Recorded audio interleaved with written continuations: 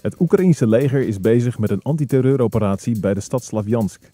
Bij de militaire actie zouden 5 pro-Russische militanten gedood zijn.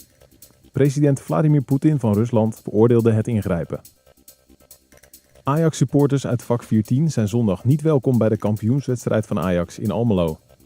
Leden van een fanatieke supportersgroep gooiden afgelopen zondag vuurwerk op het veld bij de bekerfinale in de Rotterdamse Kuip. Vak 14 vecht de beslissing van Ajax aan met een kort geding.